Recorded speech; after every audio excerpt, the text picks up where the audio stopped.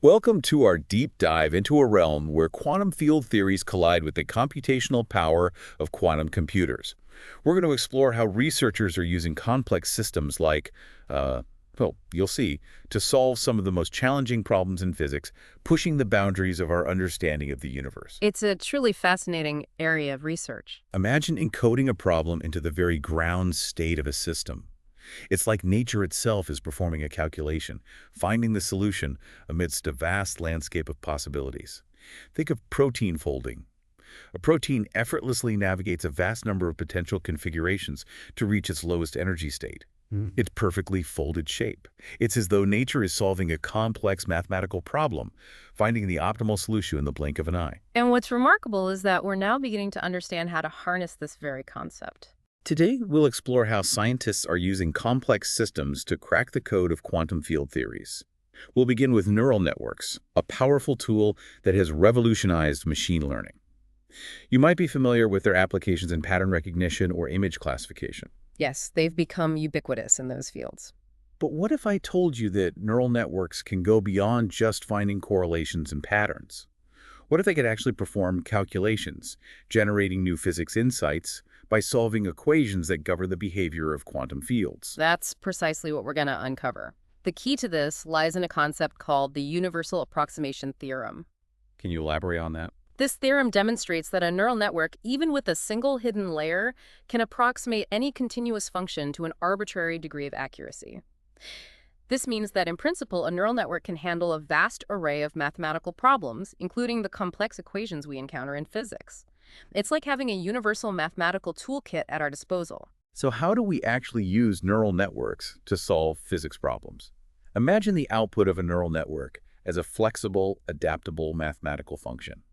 By carefully adjusting the network's parameters, the weights and biases, we can train it to represent the solution to a variety of mathematical expressions. That's correct. And this includes functional expressions, integral equations, and even the intricate differential equations that lie at the heart of many physics theories. Can you provide some specific examples? For instance, let's consider a simple ordinary differential equation. We can train a neural network to represent the solution to this equation by minimizing a specific function that measures the difference between its output and the actual solution. And we can extend this approach to tackle even more complex equations. So it's not limited to just simple equations. No, not at all. For example, a coupled partial differential equation describing the interplay of multiple variables can also be solved effectively using a neural network. Even with a limited number of layers, the neural network can capture the solution accurately. We can even visualize the solution and use a color scheme to represent the error margins, showing how close the network's solution is to the true solution. This isn't just theoretical. Researchers are applying these techniques to real-world physics problems, including calculating the bubble equations of motion in early universe cosmology. Precisely. These equations describe the behavior of bubbles that may have formed during phase transitions in the early universe, and simulating these bubbles is crucial for understanding phenomena like the production of gravitational waves. So it has direct implications for our understanding of the universe's origins. Exactly. And what's remarkable is that neural networks are proving to be quite adept at this task. They can outperform existing tools like Cosmotransitions and Bubble Profiler in accurately calculating the trajectory of a bubble as it expands through the early universe. This ability to simulate complex physical phenomena efficiently is a testament to the power of neural networks in physics research. Now, anyone familiar with machine learning might be thinking about the issue of overfitting, where a model learns the training data too well and fails to generalize to new data. Yes, a common concern. Could that be a problem here? That's a valid concern, but it highlights a crucial difference in how we're using neural networks in this context. In traditional machine learning, the goal is often to fit a model to a specific data set.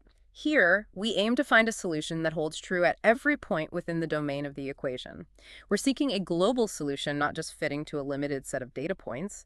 So overfitting in the traditional sense isn't a major concern in this application. That makes sense. So we've seen how neural networks, a tool from the world of classical computing, can be harnessed to tackle complex problems in quantum field theory. But now let's venture into the realm of quantum computers and explore how they're entering this exciting arena. We'll delve into the challenge of solving Ising models, mathematical models used to describe the behavior of magnetic systems.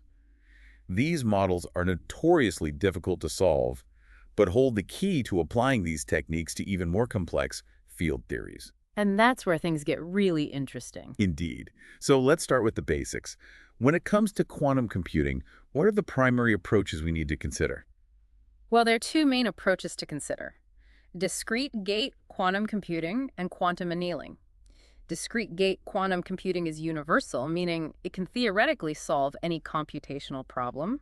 However, the number of qubits, the fundamental building blocks of quantum computers, is currently limited in these systems. I see. So while it's theoretically powerful, it's practically limited for now. Yes, that's right. Quantum annealing, on the other hand, while not universal, can handle a significantly larger number of qubits.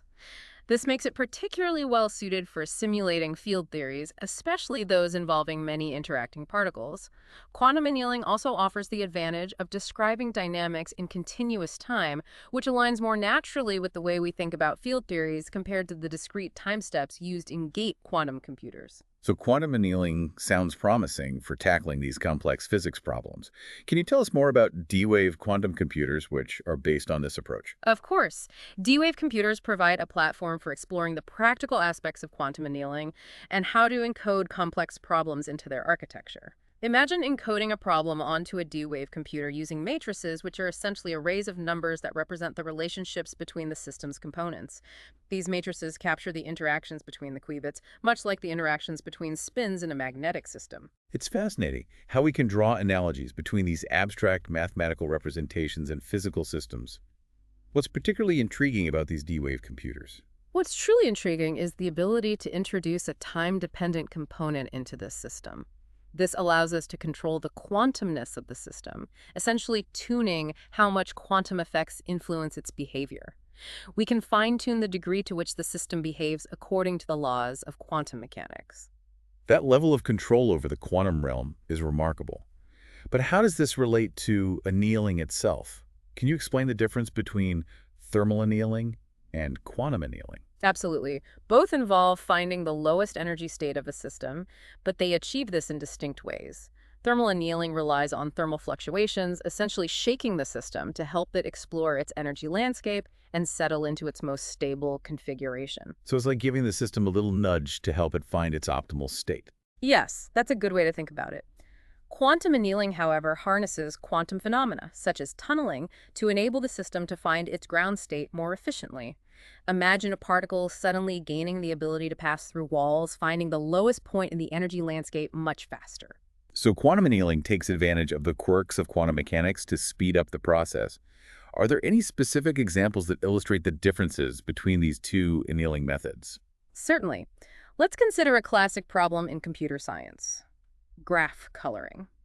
Imagine a network of nodes connected by edges, and you want to color the nodes so that no two adjacent nodes have the same color. We can map this problem onto an annealing process by encoding the colors as spin states of qubits and representing the connections between nodes as interactions between these spins. The annealer then finds the lowest energy configuration, which corresponds to a valid coloring of the graph. That's a clever way to visualize it. Can you give us an example that's a bit more relatable to everyday life? Absolutely. Imagine you're tasked with arranging students for an exam during a pandemic. You need to minimize the risk of infection while maintaining social distancing. We can formulate this as an annealing problem representing the student placements as spin states. The annealer then finds the optimal seating arrangement that minimizes the number of students within a certain distance of each other, effectively minimizing the energy of the system in terms of potential infection risk. These examples really highlight the versatility of annealing in solving a diverse range of problems. But how do we transition from these examples to actually applying these techniques to quantum field theory, specifically scalar field theory? How do we encode something as abstract as a field theory onto a quantum annealer like the D-wave? That's an excellent question, and it brings us to the heart of how we encode field theories onto a quantum annealer, particularly a D-wave computer. Imagine discrestacing the field, breaking it down into a series of points along a chain. Each point represents the value of the field at a specific location. We can then utilize the concept of frustration in the domain wall approach to encode these field values. Think of it as a chain of magnets, each of which can point up or down. So we're using the orientation of these magnets to represent the field values. Yes, exactly. The field value is represented by the point in the chain where the magnets flip from pointing up to pointing down. A higher field value corresponds to a flip further down the chain, while a lower value corresponds to a flip closer to the beginning. It's fascinating how we can use these physical analogies to represent abstract field values. So once we've encoded the field values, how do we incorporate the potential of the field, which essentially governs its behavior? The potential of the field is encoded as interactions between the spins on the chain. For example, if we have a potential that favors certain field values, we can introduce interactions that make it energetically favorable for the spins to align in a way that corresponds to those preferred values. This intricate dance of interactions effectively captures the essence of the field's potential. It sounds like a carefully choreographed quantum dance. This approach seems incredibly flexible, allowing us to encode a wide range of potentials. But are there any limitations to what we can do with the D-wave quantum annealer, especially when it comes to solving the differential equations that are central to field theory? That's a crucial point. While the D-wave annealer excels at finding the ground state of a system, its connectivity, the way its qubits are connected, poses a limitation when it comes to directly calculating derivatives and solving differential equations. The D-wave annealer has a specific connectivity structure where each qubit is directly connected to only a limited number of other qubits. This restricted connectivity makes it challenging to efficiently calculate the differences between field values at adjacent points, which is necessary for computing derivatives. So it seems like the D-wave annealer's connectivity is a bottleneck for directly simulating the evolution of a field governed by differential equations. Does this mean we can't use it to study the dynamics of field theories? Not necessarily. While we might not be able to directly solve differential equations, the D-wave annealer offers another intriguing possibility, acting as a quantum laboratory. A quantum laboratory. Can you elaborate on that? What does that mean in this context? Instead of trying to solve the equations that govern the field's evolution, we can let the quantum system itself evolve according to its inherent quantum dynamics. By encoding the potential of the field and initializing the system in a specific state, we can observe how the system naturally evolves in time, including any quantum phenomena like tunneling. This is a fascinating concept. It's like setting up a miniature universe on the D-wave annealer and watching how it unfolds according to the laws of quantum mechanics. Are there any specific experiments that have demonstrated this quantum laboratory concept in action? Absolutely. One compelling experiment involves setting up a double well potential on the D-wave annealer. This potential has two valleys separated by a hill. The goal was to observe tunneling the quantum phenomenon, where a particle can pass through a potential barrier even if it doesn't have enough energy to do so classically. The experiment involved initializing the system in one of the wells and observing whether it could tunnel to the other well. So it's like placing a quantum particle in one valley and seeing if it can magically appear in the other valley without climbing over the hill. What were the results of this experiment? The results were remarkable. By carefully controlling the parameters of the D-wave annealer, researchers observed the wave function of the system forming in the initial well. Then, over time, they witnessed the state tunneling from one well to the other, providing a clear demonstration of quantum tunneling in action. It was like seeing the theoretical predictions of quantum mechanics come to life in a real-world experiment. That's incredible. It seems like the D-wave annealer, despite limitations in its connectivity, opens up a new avenue for studying quantum field theories by acting as a quantum laboratory, where we can directly observe the dynamics of the system itself. Exactly. And to further validate these experimental observations, researchers also fit system-dependent parameters, such as the effective coupling, to match the theoretical predictions with the experimental data. This process helps refine our understanding of the underlying physics and ensures that the observed phenomena are consistent with our theoretical models. So it's not just about observing the phenomena, but also about ensuring that those observations align with our theoretical framework. It's a continuous process of refining our understanding of the quantum world. Precisely. And these experiments, while focusing on a relatively simple double-well potential, pave the way for exploring more complex field theories and their dynamics on the D-wave annealer. And these experiments, while focusing on a relatively simple double-well potential, pave the way for exploring more complex field theories and their dynamics on the D-wave annealer. So we've established that D-wave can act as a quantum laboratory. Now, can we get into the nitty-gritty of how researchers encode a scalar field theory onto this platform? It seems almost magical. It is quite a remarkable feat. Recall we begin by discretizing the field, dividing it into a series of points along a chain, with each point representing the field's value at that location. So far, so good.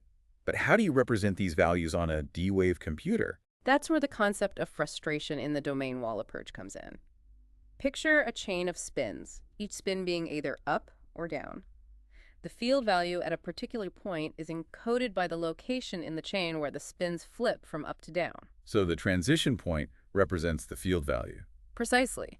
A high field value corresponds to a transition further down the chain, while a low value means the flip happens closer to the beginning.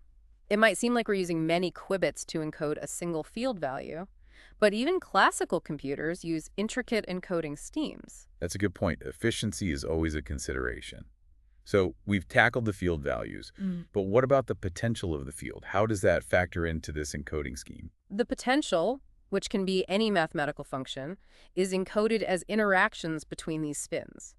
If the potential favors certain field values, we introduce interactions that make it energetically favorable for the spins to align accordingly.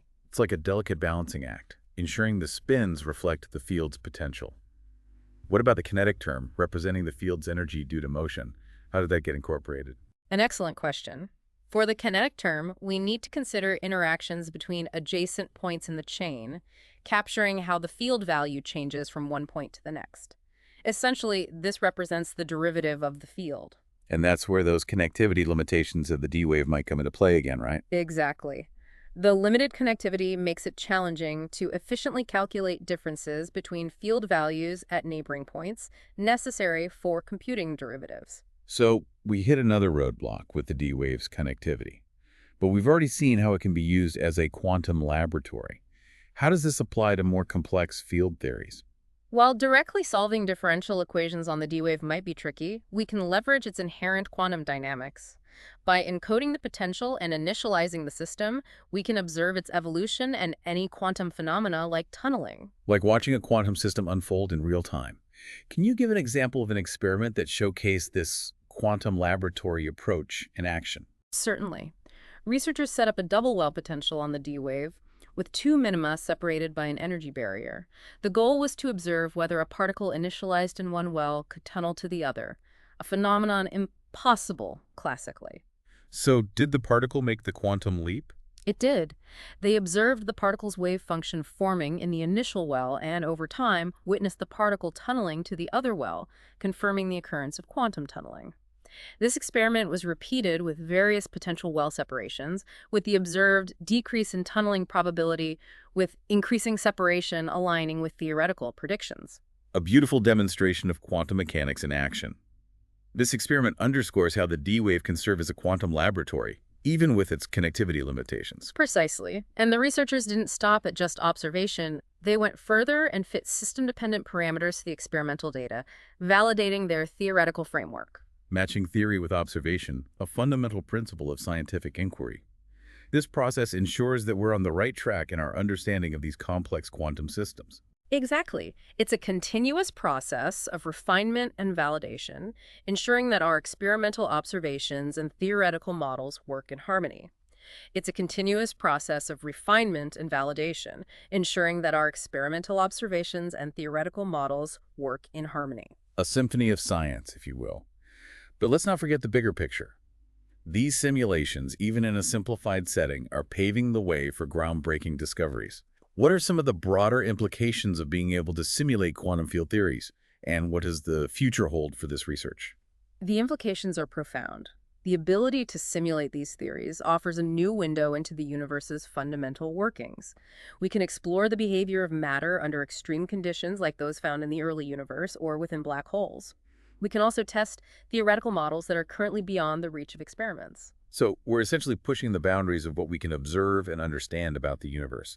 Can you give us some specific examples of the insights we've gained from these simulations? One area where simulations have been particularly illuminating is in understanding phase transitions in the early universe. These transitions, thought to have occurred moments after the Big Bang, likely played a crucial role in shaping the large-scale structure of the universe we observe today. By simulating these transitions on quantum computers, we can explore different scenarios and observe how the universe might have evolved under various conditions. It's like rewinding the cosmic clock and running different simulations to see how the story might have unfolded. What other mysteries might we unravel as quantum computing technology advances? What other doors might these simulations open? The possibilities are vast. One enduring puzzle in physics is the nature of dark matter and dark energy, which together make up the vast majority of the universe's mass and energy. Quantum simulations might offer a new avenue for exploring these elusive entities. By simulating the behavior of hypothetical dark matter particles or the dynamics of dark energy, we might glean clues about their properties and their influence on the universe's evolution. It's like having a new set of tools to probe the universe's deepest secrets. But what about the ultimate challenge? Simulating the universe itself in its entirety. Is that even conceivable with quantum computers, or is it just science fiction? Simulating the entire universe with all its complexities is a monumental task, a grand challenge that might seem like science fiction. It would require a quantum computer of unimaginable power, a level of understanding of physics that we haven't yet attained, and the ability to encode the vast complexity of the universe into a quantum system. So, while a complete simulation of the universe remains a distant aspiration, what about more focused simulations? What's the current state of the art in simulating specific aspects of the universe? The progress we're making in simulating specific aspects of the universe, like scalar field theories and phase transitions, is incredibly encouraging. These simulations provide valuable insights and pave the way for even more sophisticated models as quantum computing technology continues to advance. It's a journey filled with both wonder and humility. We're realizing the immense power of quantum computation while also acknowledging the vastness of the universe and the depth of its mysteries.